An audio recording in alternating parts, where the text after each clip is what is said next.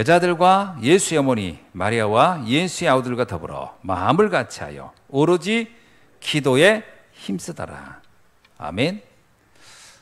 배경을 이해하면 이게 참 쉽지 않은 일들을 했다는 거 봐요. 왜냐, 이때가 핍박이 시작된 때잖아요. 그리고 유대교의 중심인 예루살렘에서 이들이 예수 그리스도를 믿는 그 믿음을 가지고 마가다락방, 마가의 어머니, 그 마가의 집은 이미 기독교인이라고 사람들한테 이미 다 알려져 있는 곳에 모여서 뭐 했냐? 기도에 힘썼는데, 누구의 이름으로 기도했냐면 예수의 이름으로 기도했단 말이에요. 그 자체가 이미 그냥 위험한 일인데 그들은 예수의 이름으로 기도를 했습니다. 왜 기도했을까요? 기도한 이유는 뭘까요? 이들이 아파서요? 뭐 경제 문제 때문에요? 아니면 무슨 뭐 다른 개인적인 고민들이 있어서 모여서 기도한 게 아니고요.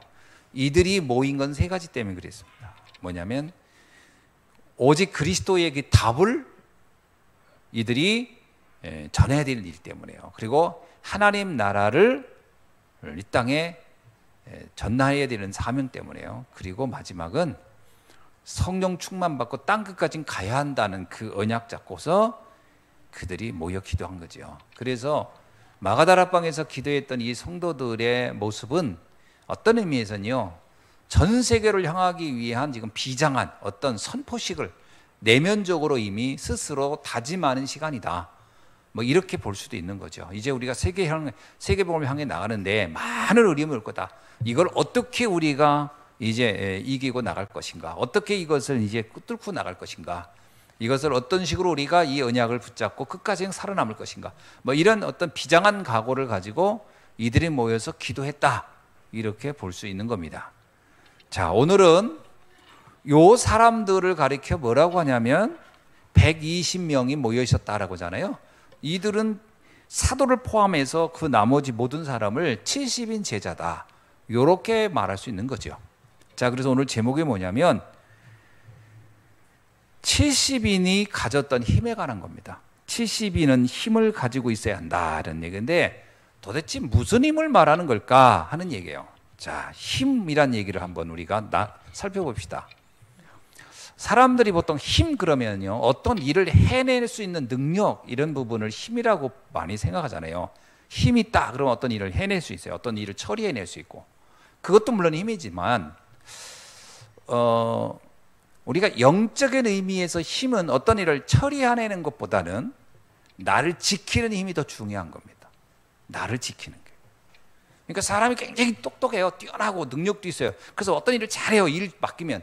근데 문제는 자기가 그거 잠깐 하다가 자기가 무너져 버리면 이건 아무 쓸모가 없는 거예요. 그러니까 능력인 것보다 더 중요한 게 뭐냐면 나를 지키는 힘이 중요한 거예요. 그렇죠? 나를 지키는 힘. 그러니까 예수님이 그러잖아요. 마지막에는 뭘 본다? 믿음을 보겠다 그러는 거예요. 마지막에 니들이 해놓은 업적을 보겠다 이러지 않고 믿음을 보겠다.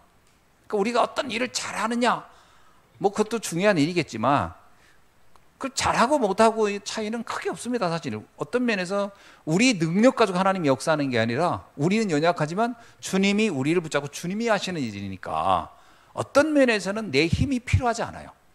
자, 하나님은 내 능력이 필요하지 않습니다. 그렇죠? 내 지식이 필요하잖아요. 전능하신 하나님 뭐가 부족해서 내 지혜가 필요하고 내 능력이 필요하고 내 학력이 필요하겠습니까? 하나님은 사실 그거 필요하잖아요. 하나님 꼭 필요하다면 내가 하나님의 언약을 붙잡고 끝까지 이 믿음을 지킬 수 있는 그 힘이 있느냐가 더 중요한 거예요. 그래서 힘 중에 가장 큰 힘은 뭐냐면 끝까지 살아남는 힘이에요. 그 남은 자예요. 남은 자, 남는 자, 남을 자, 남길 자예요. 그래서 우리가 렘넌트라는 게 그렇게 중요한 겁니다. 자, 그래서 이 힘을 보여줄 수 있는, 그 사람이 힘이 있다, 그 사람이 내면적인 힘이 있다 없다를 측정할 수 있는 그 측정, 어떤 굳이 기준이라면 기준이 뭐냐면 기도라는 겁니다. 정시기도, 무시기도, 집중기도를 하고 있다면 그는 지금 기도하고 있는 동안엔 그는 무너진 사람이 아니니까요. 그렇죠? 사람이라는 게요, 기도를 한다는 얘기는 기도 행위를 얘기하는 게 아닙니다.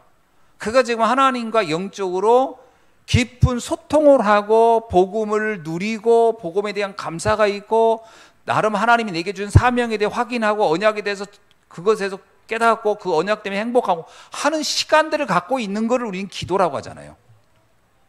다윗이 사울 왕한테 쫓길 때 어떤 일을 잘한 게 아니에요. 그가 기도의 사람을 그 힘, 시편 23편이 그 힘이에요. 다윗은 무너지지가 않았어요. 그 힘이 중요한 거예요. 다윗이 골리앗을 이긴 것이 대단한 거다기보다는 다윗이 사울 왕에 그렇게 쫓김에도 불구하고 무너지지 않는 그 힘이 더 중요한 거예요. 여러분, 삼손 보세요. 삼손 당나귀 뼈로 엄청나게 많은 사람 죽여요. 다윗은 죽여서 골리앗 하나 죽였지만 삼손은 더 많은 사람 죽였어. 근데 삼손이 어떻게 해요? 머리털 꺾이고 나서 그 데릴라한테 속아가지고 무너지니까 아무 쓸모가 없어져 버리는 거예요. 나를 지키는 힘이 없으면 삼손 같은 굉장한 장수도 그냥 속절없이 무너져 버리는 거예요. 그럼 나중에 삼손 어떻게 눈 빠지고 끌려가가지고 완전 노예가 돼버리잖아요. 나를 지키는 힘이 더 중요한 거예요. 힘 중에 가장 큰 건 나를 지키는 힘입니다. 그래서 사실 어떤 면에서 말씀을 이렇게 탁 들으면서 우리가 예배를 드리는 이유가 뭐예요? 예배를 통해서 어떤 뭘 해내는 능력입니까? 아닙니다. 예배를 드리는 이유는요, 나를 지키는 힘이에요.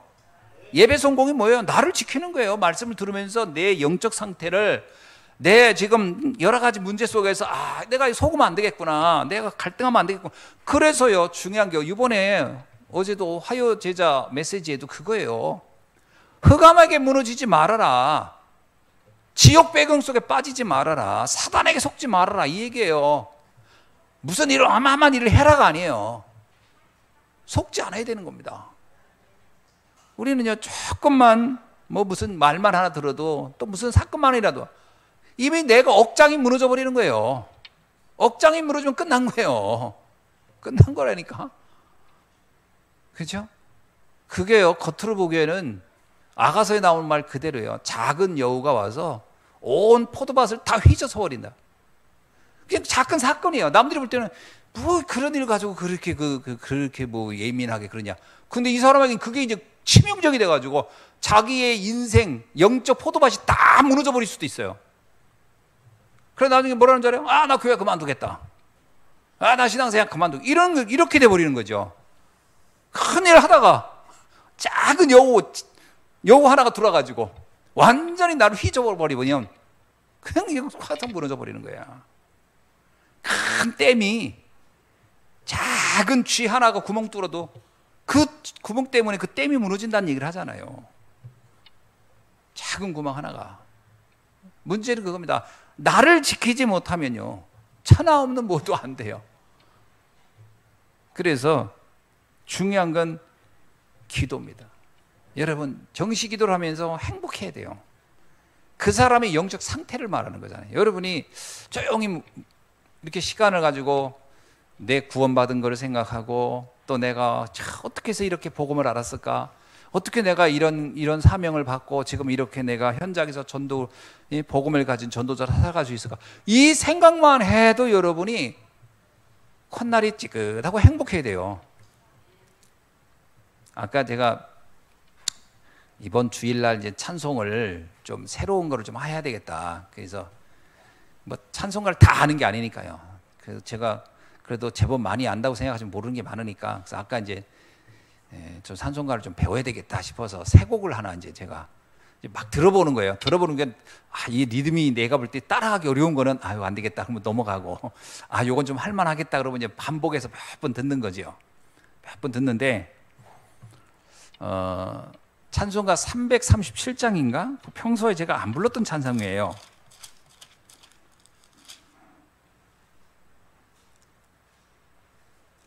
아니요, 337은 아닌 것 같아.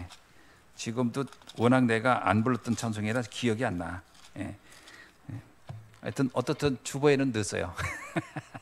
틀릴 거예요. 근데 이제 배워가면서 할 거예요. 너무 좋더라. 근데 이 찬양을 이렇게 탁 듣는데 그 찬양이 뭐냐면 가사 중에 나그네라는 글자가 나와요. 나그네는 가사가. 내 인생의 나그네를 주님이 날 끝까지 붙잡으시네. 뭐 이런 얘기. 근데 눈물이 촥 나는 거예요. 나도 모르게. 오랜만에 이제 또, 참 감동적이더라고요. 그래서 이 찬양을 내가 이 감동을 우리 성도님들과 함께 나눠야 되겠다. 이렇게 생각하고 이제 했는데, 우리가요, 그러면서 조용히 곰곰이 생각하게 되는 거야. 그래, 내 인생이 나그네 인생이지. 그리고 나서 보니까 성경을 작곡한 사람들은 그러니까 1500 몇 년도 막. 그 사람들은 지금 지구상에 하나도 존재하지 않아요. 다 그들은 지금 다 유골이다. 뼈도 아마 남아있지 않을 거예요. 그러나 그때 그들은 하나님의 자녀로서, 나그네로서 하나님이 나를 이끄시고 나의 연약함도 아신 주님이 나의 그날까지. 그러면서 뭐라 하냐면 천국에 가는 그날 나를 아주 가볍게 갈 수 있도록 해달라고 하는 그런 내용이 있어요. 그런 가사인데 너무 그게 감동이 되더라고요. 그래, 주의 은혜로 내가 가볍게 가는 것이지. 하여튼 그런 가사들입니다. 기대해 보세요. 나도 새로 배우는 찬양이니까. 그러면서 참 행복한 거예요. 내가 어떻게 이 복음을 알았지? 여러분이 정식이도 행복한 시간이 있느냐? 아멘? 어떻습니까? 구원받은 행복이 나를 사로잡습니까? 지금 내 눈앞에 있는 이런저런 문제들이 나를 사로잡고 있습니까? 한숨과 근심이 나를 사로잡고 있습니까? 감사와 행복이 나를 사로잡고 있습니까? 뭐가 나의 힘입니까? 그게 중요한 거예요. 그 영적 상태라는 거예요. 이걸 유 목사님은 호흡하면서 한다잖아요. 저는 이번에 조금 새롭게 이해된 게 뭐냐면요, 호흡을 하면서 이걸 한다라는 말이 처음에는 저분은 숨 쉬는 거 하나까지 늘 이렇게 신경 쓰면서 할까? 그래서 숨 쉬는 데 의식을 제가 포인트를 숨 쉰다는 데 단어를 놓고 들었어요. 그래서 참 근데 어떤 분이 저번에도 그런 얘기 하더라고. 그 유 목사님 호흡 얘기 또 하니까 엘리베이터 탔는데 다락방 왔더니 숨 쉬는 것도 자유가 없어. 숨 쉬는 것도 자유가 없다는 거야. 숨 쉬는 것도 다 의식하고 하라고 하니까 참 이거 보통 힘든 게 아니고 농담 삼아 그러더라고요. 근데 그게요, 호흡이라는 데 포커스를 두어서 들으니까 그렇게 들리는데 이번에는 새롭게 들렸어요. 어떻게 되냐면 호흡은 매 순간 하는 거 아니에요. 1, 2, 3초도 쉬지 않고 하는 거 아니에요. 그냥 아무리 배고파 밥 먹을 때도 숨은 쉬면서 먹는 거 아니에요. 그죠? 숨은 쉬잖아요. 아무리 배고파도, 아무리 목말라도 숨은 쉬면서 물 마시는 거 아니에요. 숨은 한순간도 쉰 적이 없다. 그 얘기는 뭐예요? 나는 매 순간을 그리스도로 행복한 시간을 갖는다. 그런 말 아닙니까? 저는 그 호흡이라는 단어를 그렇게 이해하니까 그런 거구나. 그래, 숨이 멈추면 죽는 것처럼 우리가 하나님을 누리는 이 영적인 이 소통이 멈추지 않게 한다는 것인가 보다. 굉장히 굉장한 말로 들리더라고요, 저는. 아멘? 왜 제가 그 생각이냐면요, 약을 왜 밥 먹고 30분 후에 약을 먹으라는 말 있죠? 들었죠? 식후 30분. 그게 많은 학자들이 연구한 거래요. 그냥 약을 먹으라 했더니 안 먹는 사람이 너무 많은 거예요. 자꾸 잊어버리는 거예요. 그래서 뭔가 매일 정기적으로 하는데 맞춰서 약을 먹게 하면 약을 먹을 확률이 굉장히 높아졌대요. 그래서 특히 장기 복용을 하는 사람들한테는요, 약을 빠뜨리면 안 되는 약일 때는 하루도 안 빼놓고 꼬박꼬박 먹어야 되는데 이게 알아서 하루에 3끼 먹으세요. 그럼 거의 못 먹는데요. 잊어버려가지고. 그래서 많은 학자들이 연구하다 나온 게 뭐냐면 밥은 누구나 먹는 거니까 식후 30분. 그래서 원래요, 밥 먹기 전에 먹어도 되고 밥 먹고 나서 먹어도 되고 밥 먹을 때 같이 먹어도 되고 상관이 없는 거예요, 약은 사실은. 근데 항시 먹도록 하기 위해서 만든 것이 식후 30분이래요. 그 의미가 있잖아요. 그 제가 무슨 얘기냐면 호흡이라는 것을 놓고 기도를 연결시킨다는 것은 이건 굉장한 거구나. 내가 호흡을 하듯이 내가 하나님을 매 순간 누린다는 말이구나. 그게 영적인 힘이에요. 그 다음에 뭡니까? 무시기도는 뭐냐면요, 문제가 올 때마다 무시기도하라는 게 무슨 얘기냐면 문제는 늘 언제 올지 몰라요. 그래서 이거는 어떤 시간을 정해놓을 수가 없어요. 문제가 언제 터질지 모르니까. 그래서 그 문제가 오면 답이 나올 때까지 기도하라. 그래서 무시기도는 언제 끝나는 줄 아세요? 답이 나오면 무시기도 안 합니다. 그렇죠, 여러분? 무슨 문제 생기면 어때요? 막 기도합니다. 근데 그 문제 해결되면요, 그다음에 그 기도 안 합니다. 왜? 해결됐기 때문에. 그래서 원래 문제가 있으면 기도하게 돼 있어요. 그리고 기도는 언제 끝나면 그 문제 해결 끝나면 안 해요. 집 놓고 기도해 보세요. 그래서 집 생겨 보세요. 안 하지. 그런 거예요. 무시기도는 답이 나올 때까지 하는 것이다. 집중기도는 뭘까요? 집중기도는 중요한 미션을 놓고 도전할 때, 그때는 뭐예요? 계속 내가 거기 의식을 하게 되는 사건이 있는 거예요. 내가 생각을 안 할 수 없는 사건과 미션이 있을 때, 그때 하는 게 집중기도. 지금 우리 교회 건축을 앞에 두고 이제 여러분 같이 기도하자 그러죠. 이게 이제 우리에겐 집중기도죠. 중요한 미션을 앞에 두고 하는 기도입니다. 그래서 정식기도는 여러분이 늘 행복한 복음 때문에, 그리고 문제가 있을 때는 무시기도, 중요한 미션이 있을 땐 집중기도. 자, 그러면 어떻게, 내 삶 전체가 하나님과 소통하는 것으로 되어 있다는 거잖아요. 그게 나의 내적 힘을 만들어내는 굉장히 중요한 기준이다. 기도 안 한다는 사람은 뭐예요? 늘 근심 속에 있다는 얘기는 기도 안 한다는 거예요. 아무리 기도 주야 해도 아이고 어떡하나 그러고 있으면요, 이 사람은 기도하는 사람이 아니에요. 기도의 형태를, 기도의 폼을 잡았을 뿐이지 진짜 기도는 안 하고 있는 거예요. 그래서 정말 근심 걱정 속에 있다면 그러면 그것도 기도예요. 근심 걱정 기도. 그러면 그거 응답이 옵니다. 그래서 그렇게 하면 안 돼요. 기도를 바꿔야 됩니다. 어떤 기도를? 행복한 기도로. 문제엔 답을 찾고 위기엔 기회고 갈등은 갱신한다고 하는 것은 뭐예요? 답이 보이고 그거에 하나님께서 하실 일이 보이면 행복할 수밖에 없어요. 그래서 문제를 놓고 걱정하지 말고 문제 속에 답을 찾으면 행복하다. 요셉을 보면요, 문제는 엄청 많았던 사람인데 걱정이 없어요. 왜냐? 인격 훌륭해서도 아니고요, 성격이 낙천적에서도 아니에요. 그 문제의 답을 알고 있었기 때문에 걱정할 필요가 없었던 거예요. 그게 힘이라는 겁니다. 그럼 만약에 지금 목사님 저기 걱정이 있는데, 그러면 무슨 기도하라고요? 답이 나올 때까지 무시기도 하라고요. 지금 내가 왠지 모르게 막 짜증나고 신경질 나고 화가 나고 열받고 뭔가 미치겠다, 무시기도 하셔야 되는 거예요. 언제까지요? 행복해질 때까지. 행복해질 때까지 해야 돼요.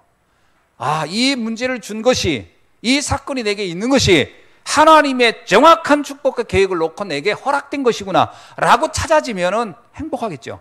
그때까지는 기도를 하셔야 돼요. 안 하면요, 안 하면 사단이 거의 개입할 거예요. 어떻게 해요? 걱정으로, 염려로. 그걸 뭐라고 그냥 흑암에게 잡히고 지옥 같은 삶을 살게 되고 사단에게 속는 것이다라는 말이 이번 화요제자 메시지 나온 거예요. 그걸 못하면 그렇게 된다는 거예요. 굉장히 심각하고 굉장히 중요한 얘기겠죠. 그래서 포럼할 때는 뭘 포럼해야 되길까요? 어떤 면에서 잘 되는 포럼보다요, 안 되는 포럼이 더 중요해요. 근데 우리는 자꾸 어떤 면에서 이제 포럼을 하다 보면 듣는 사람 의식해가지고 이제 자꾸 잘 안 되는데도 된다고 얘기를 하는 경우가 많죠. 근데 진정으로 자기 자신에게 질문해 봐야 돼요. 그래서 포럼은 뭐냐면요, 안 되는 걸 말하는 게 아닙니다.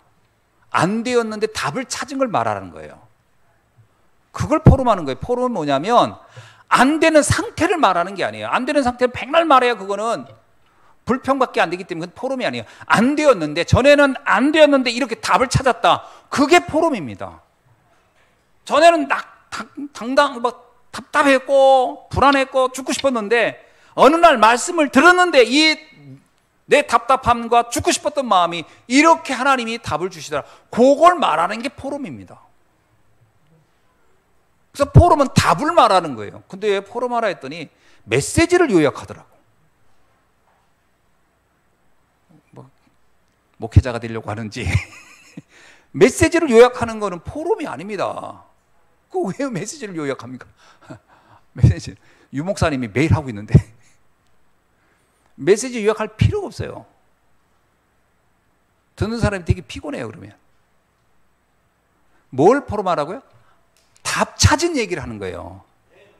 그럼 답 안 찾았으면요? 포럼 할 게 없잖아요. 무슨 포럼 해야 돼요? 난 답이 안 나온다 하는 포럼 하면 돼요. 그 포럼 해야 돼요. 난 아무리 들어도 오늘 답이 안 나오네. 그럼 옆 사람이 얘기해 줄 거 아니에요. 그건 내가 볼 때 이게 답일 것 같은데? 그런가? 그런가 보다. 그러면 이제 답을 찾았잖아요. 그러면 오늘 포럼 통해 답을 찾았네. 그게 포럼이지. 메시지 정리만 서로 이 사람도 정리하고 이 사람도 A형, B형, C형, D형 계속 정리만 하고 답을 언제 찾으면 답은 화장실 가서 찾을 겁니까? 그 포럼 하는 거 아니에요. 그래서 포럼을 뭐라고 하냐면 막힌 곳을 뚫는 것이다라는 표현을 전했었어요. 그게 뭐냐면 답이 안 나는데 답이 안 보이면 답답하잖아요. 답이 안 보이면 화가 나고 답이 안 보이면 막막하잖아요. 그곳에 답이 딱 보였다라는 거예요. 포럼을 통해서. 포럼 이해됩니까?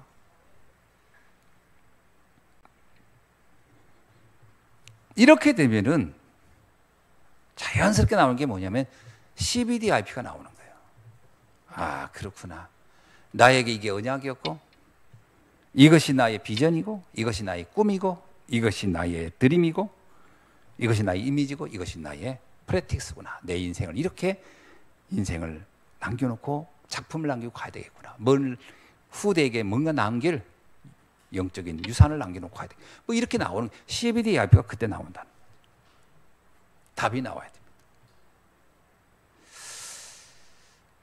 저도 가만히 생각해 보니까 복음이 이해가 안 되고 그냥 모든 게 답답하고 막막할 때는 내 꿈도 비전도 이런 것이 하나도 없었던 것 같아요. 그냥 뭐만 나오냐면 당면한 이 문제 빨리 해결했으면 좋겠다. 빨리 이렇게 변했으면 좋겠다. 이런 거예요. 그러니까 나의 동기를 놓고 가는 것밖에 없는 거예요. 언약이 딱 보이고 답이 보이면 동기는 사라지고 하나님의 계획이 보이는 거죠. 내가 이런 일을 하다 가야 되겠구나. 이렇게 되는 거죠.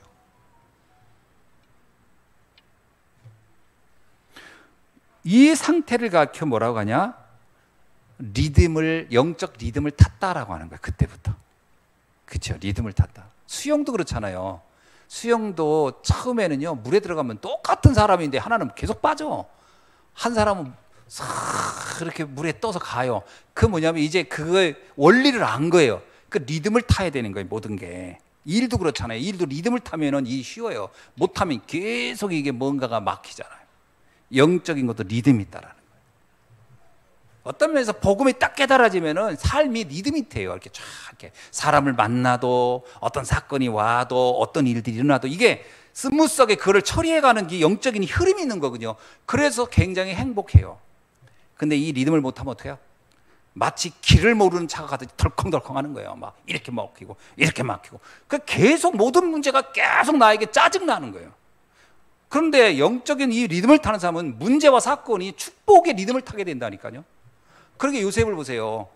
형들한테 팔려가는데 그게 인생이 덜컹거리는 게 아니고 싹 타고 가는 거예요. 세계복음을 향해 타고 가는 그 물이 되는 거예요. 파도를 타는 사람과 파도를 탈 줄 모르면 파도에 휩쓸려 죽는 거잖아요. 똑같은 사람이 파도 옆에 있지만 파도를 타는 사람은 파도를 가지고 인생을 확 즐기면서 가고 파도 못 타는 사람은 파도에 잡혀서 죽어버리잖아요. 영적인 리듬을 타라. 리듬 타는 건 다른 게 아닙니다. 보세요. 문제가 탁 나 덮쳤어요. 파도는 문제라고 합시다. 파도는 위기라고 합시다. 파도는 사건이라고 합시다. 파도는 여러 가지 생각지 않은 일들이라고 합시다. 그런데 내가 이것 속에서 문제를 답을 찾고 위기를 기회로 보고 갈등을 갱신의 사인으로 본다는 건 내가 그걸 타는 능력이 생긴 거예요. 맞죠? 그걸 문제를 타는 능력이 생긴 거 아니에요. 그럼 그 사건이 내게 턱 터지면 이거는 하나님이 무슨 축복을 주려고 이렇게 주셨을까? 이렇게 하면 이 사람은 지금 문제를 타는 거예요, 지금. 근데 이게 안 돼 있는 사람은 문제가 탁 오면 바로 충격받아가지고서 누워버리는 거예요. 그래서 타이레놀 찾는 거예요. 아이고 머리야, 아이고 머리야. 아이고 병원 가서 내 답답함을 심장병 약을 좀 먹어봐야지. 내가 요즘 내가 답답해서 그게 이제 인생이 계속 덜커덩 하는 거예요. 자동차로 말하면요, 이제 그렇게 몇 번 하다 보면 차 이제 부서지는 거예요. 이제 꼬물대는 거예요. 인생 꼬물됩니다. 이걸 타야 돼요. 이걸. 자, 한번 물읍시다. 여러분, 인생 타고 있나요? 문제, 사건, 위기를 타나요? 아니면 이 앞에서 계속 덜커덩 무너지나요?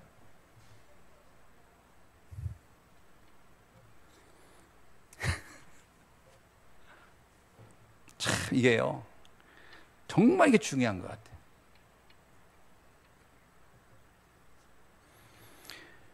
(70인의) 힘 할 때 그 힘은 다른 게 아니에요. 이 문제, 위기, 갈등 사건들을 내가 내 영적인 그 힘, 일종의 뭐 스킬이라고 해요. 영적 스킬이 있어야 돼요. 영적 스킬. 그걸 딱 처리해가는, 그걸 가지고 내가 싹싹 타고 가야 돼요. 그 눈 많이 내리면요, 썰매 잘 타는 사람은 얼마나 좋아해요. 스키 잘 타는 사람. 우리같이 눈 많이 내릴 때 스키 한참 못 타는 사람은 큰일 난 거예요. 이제 이거 푹푹 빠지고.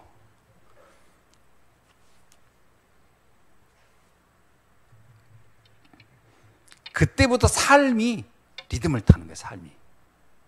삶이 너무 행복한 거예요. 그때부터 인생 작품을 내가 만들어야 되겠다, 이런 생각이 탁 드는 거죠.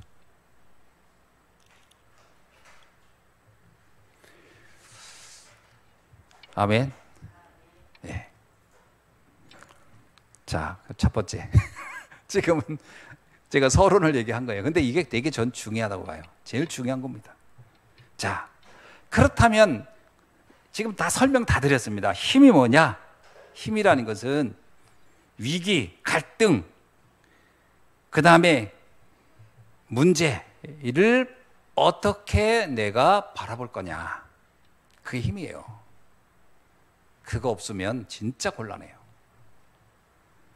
자, 첫 번째입니다. 진짜 힘 있는 사람은 아무런 이유가 없다. 아무런 이유가 없다는 얘기 뭐예요? 어떤 상황이 와도 상관없는 거예요. 그거 상관이 없다는 거예요. 이유가 없다는 얘기 그거예요. 잘 보세요. 제가 전에 얘기 안 했나요? 맹자가 그런 얘기 했어요. 하늘이 낸 사람은, 맹자가 한 말이에요. 하늘이 낸 사람은 어그러진 길을 가도록 허락한다는 거예요. 하늘이. 이게 뭔 말인가요? 하늘이 낸 사람은요, 어그러진 길을 가도록 허락한대요. 그러니까 뭐냐면 큰 시련과 이런 걸 겪은 사람이 결국은 훌륭한 인물이 된다라는 얘기예요. 잘 생각해 보세요. 그러니까 문제가 오면 그게 도리어요, 이게 인물이 큰 사람은 그걸 더 감사한다는 거예요. 근데 인물이 작으면 그 문제에 쌓여가지고 죽어버린다니까. 큰 문제는 큰 응답이 있다는 말을 유 목사님이 끊임없이 했어요. 큰 문제는 큰 응답이 있다. 큰 인물이 될 사람이라는 거죠. 요셉 보세요. 큰 문제가 온 거예요. 다윗 보세요. 큰 문제가 왔어요. 그게 그를 죽게 만들지 않았어요. 하늘이 낸 사람이었어요. 그렇죠? 엘리야도 마찬가지고. 성경에 나오는 인물이 다 그래요. 렘넌트 7명이 다 똑같아요. 그러면 잘 생각해 보세요. 아이고, 성경에 나오는 인물이라 그렇지 요즘도 그러나요? 똑같습니다. 부모가 모든 걸 다 해줬다. 큰 인물 되긴 쉽지 않습니다. 늘 부모에게 의존할 텐데요. 독립적이어야 돼요. 부모가 안 해줘도 스스로 내가 이렇게 해야 되겠구나. 문제? 그것도 자기가 해석해가지고 이거 문제 안 돼 라고 하면 그게 더 큰 인물이 되는 거예요.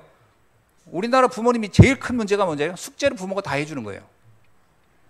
애가 고민할 시간이 없어. 야, 이리 갖고 네가 하는 거 답답해서 안 되겠어. 내가 해줄게. 이제 그게 더 답답한 짓을 하고 있는 거예요, 지금.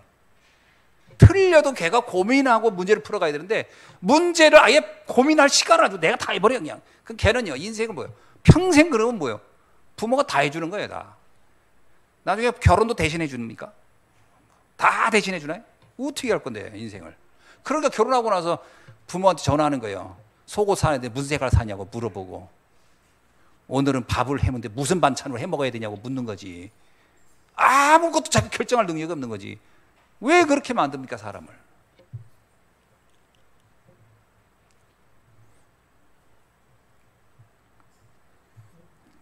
이유가 없어야 돼요. 그거 설명하기 한 얘기예요. 어떤 문제가 와도 이유가 없다. 왜냐하면 진짜 이유를 알기 때문에. 문제가 안 돼요. 하나님은 나에게 다른 목적이 있어요. 어떤 거죠? 세계복음화의 언약을 놓고 237, 5천 정도 살릴 사람으로 하나님이 나를 처음부터 세팅해서 불렀기 때문에 그 이유 때문에 다른 것은 문제가 안 돼. 할 정도의 언약을 잡게 만들어주라. 아멘. 그래야 힘 있는 사람이에요. 어떤 면에서는요, 사건보다 중요한 건 사건을 해석하는 능력이에요. 사건은 누구나 오죠. 근데 사건을 해석한 능력을 안 가르쳐줘요. 그리고 사건을 뭐라고 하냐면 자꾸 없었으면 하고 그 일이 아련하기를 바래. 사건은 아련할 수가 없어요. 사는 동안에. 길 가다 자동차 사고도 나눌 수 있는 거고요. 어떤 사람은 이번 폭우 때문에 막 쓸려 나가기도 하고 이런 사건이 일어납니다. 문제는 이걸 해석하는 게 더 중요한 거예요. 어떻게 해석할 거냐.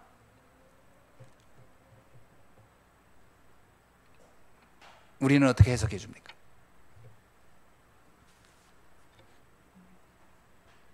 보통 문제가 오면요, 사람들이 억울하다고 그래요.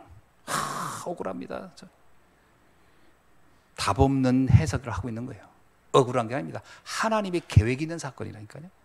하나님의 의도를 찾아야 돼요, 거기서. 그래서 집중기도 하라는 거예요. 무시기도 하고.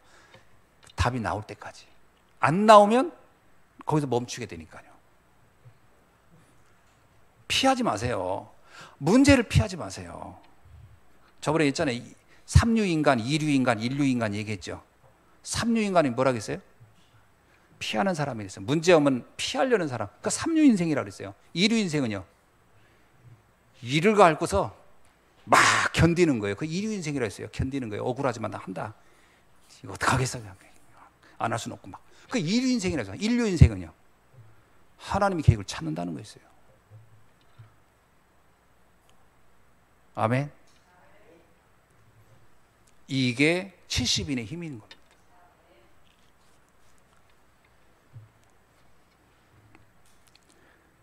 두 번째, 이렇게 해도 망하지 않는 이유가 있어요. 우리의 배경이 따로 있기 때문에. 우리의 배경이 따로 있어요. 우리의 배경은 사람이 아니에요. 우리의 배경은 물질도 아니에요. 우리의 배경은 갈보리 산에서 완벽하게 모든 걸 끝내신 그리스도가 우리의 배경이에요. 다 이루었다. 아무것도 문제되지 않습니다, 사실은. 문제가 된다고 착각하기 때문에 문제가 되는 것이지, 유목상이 그러잖아요. 문제는 문제가 된다고 하기 때문에 문제지, 문제는 문제가 아니라고 하면 문제 아니다. 우리는 우리 자신이요, 너무 오랫동안 영적인 이런 복음의 영적인 훈련이 안 돼 있으면서 살아서요. 그게 창세기 3장, 6장, 11장, 그리고 사도행전 13장, 16장, 19장이에요. 뭐냐면 세상 풍습, 세상 문화, 세상 사람들 세계관 속에 우리 살았어요. 그러니까 문제가 오면 이 문제는 큰일 났구나라고 하는 건데, 아니에요. 문제는 문제가 아니에요. 왜? 그리스도가 십자가에서 다 끝냈기 때문에. 문제 안 됩니다. 문제는요, 축복이 될 겁니다. 그래서 로마서 8장 28절을 생각하세요. 모든 것들이 합력하여 선하게 할 것이다. 그 모든 것은요, 좋은 것이든 나쁜 것이든 이상한 것이든 뭐 형편없던 것이든 형편이 좋던 것이든 모든 것입니다. 다 그것이 갈보리산 언약을 잡은 자에게는 합력하여 선하게 한다. 아멘. 믿으셔야 돼요.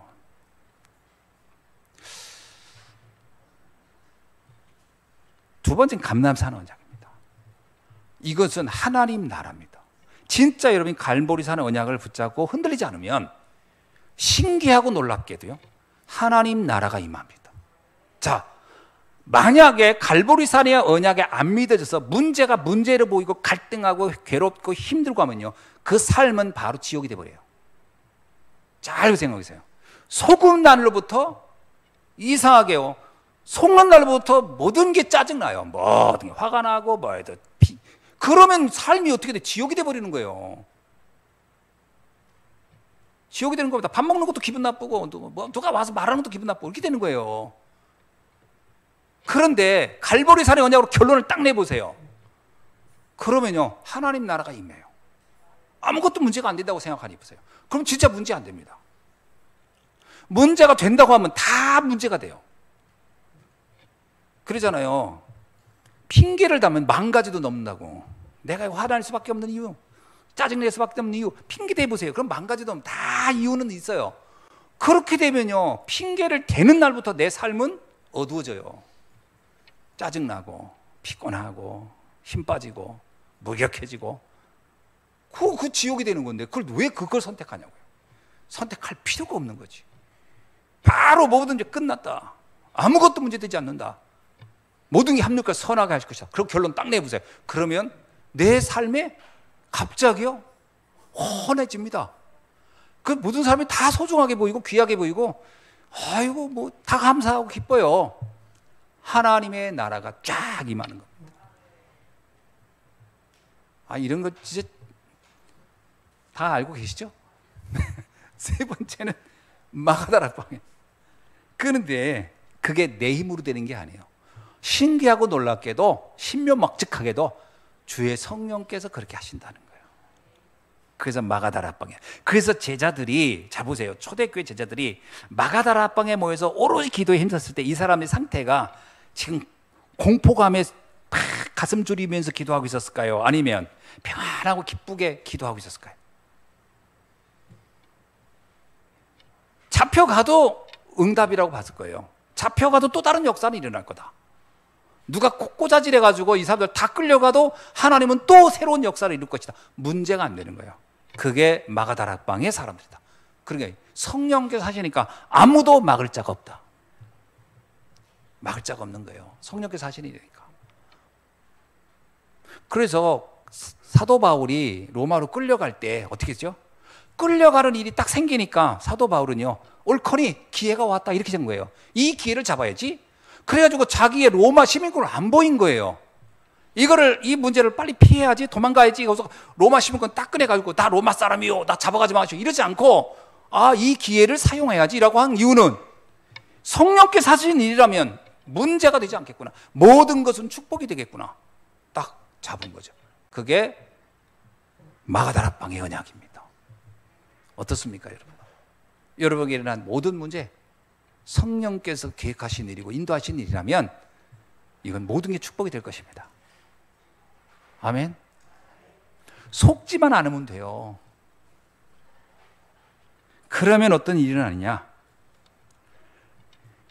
그 사람 자체가요, 이미 그 사람에게는 영적인 아우라가 있는 거예요. 이제 그 뭔가 좀 표현할 수 없는 힘이 있는 거예요, 이 사람. 사람들이 볼 때, 야, 이 사람 뭔가 다르네. 이렇게 돼야 돼요. 그게 현장을 변화시키는 힘이 그때부터 나타나는 거예요. 그때부터. 사람이 무슨 문제 앞에서 막 초조하고 막 간담이 높고 막 근심되고 염려하고 막 그 사람을 보았을 때 누가 옆에서 변화가 일어나겠어요? 변화 절대 안 일어납니다. 진짜 복음을 다 누리고 있어. 그때부터 내 주변에 변화가 일어나는 거예요. 그러면 이 사람은요, 9가지 포인트를 활용하면 돼요. 이 상하, 좌우, 과거, 현재, 미래. 그거 다 보면서요. 위, 아래 다 보면서 좌우, 상하를 보면서 그러면서 하나님의 계획이 뭘까?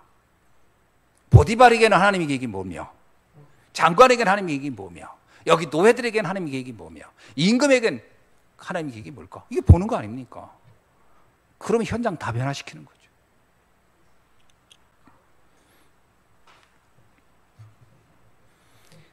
자, 말씀을 좀 정리합니다.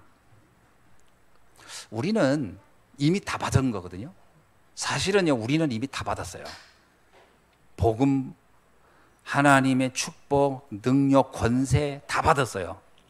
그런데 이것이 빛을 못 내는 이유는요, 예수님 비유처럼요, 이 빛을 다른 마치 말로 덮어둔 것 같은 거예요. 덮어놓은 거예요, 내가.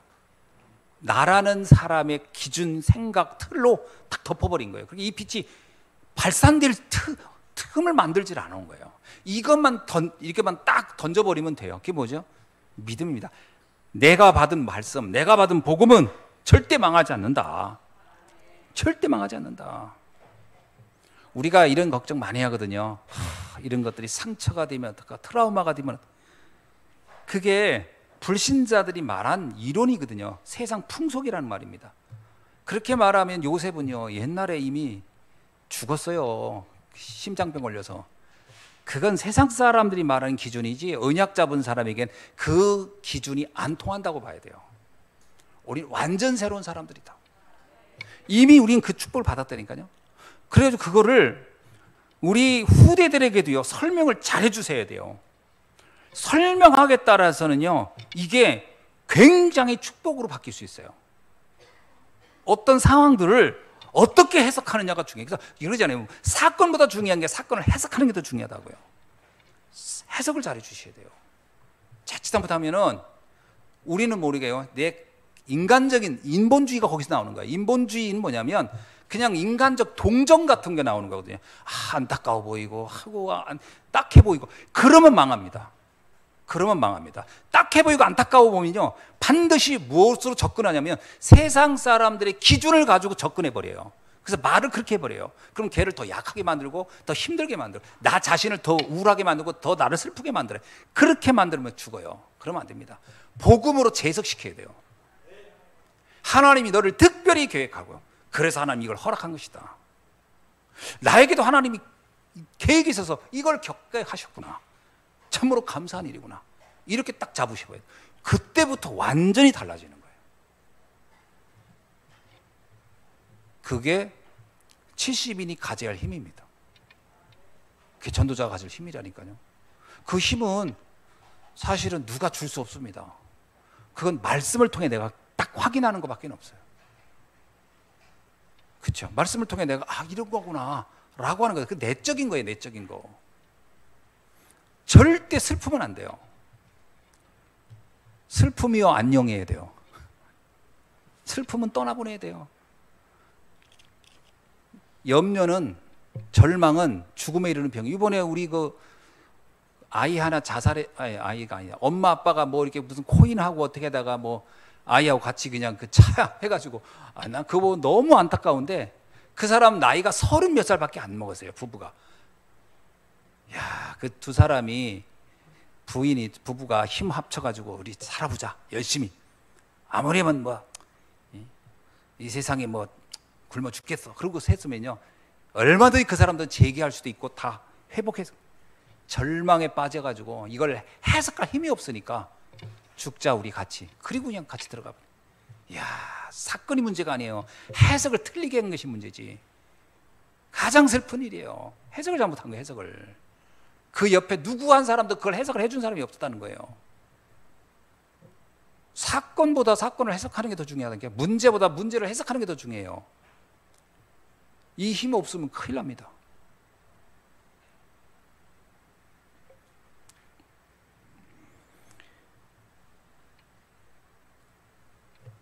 이것을 중심에 딱 잡고요. 나는 전도자다. 나는 세상 살릴 서밋이다. 이 생각을 여러분 꼭 하셔야 됩니다. 이건 위로가 아닙니다. 이거는 실체거든요. 나의 정체성이에요. 정체성을 놓치면 큰일 나는 겁니다. 정체성이 왔다 갔다 하면 안 돼요. 나는 절대로 망할 사람이 아니야. 나는 이 시대 전도자요, 이 정체성이 명확해야 됩니다.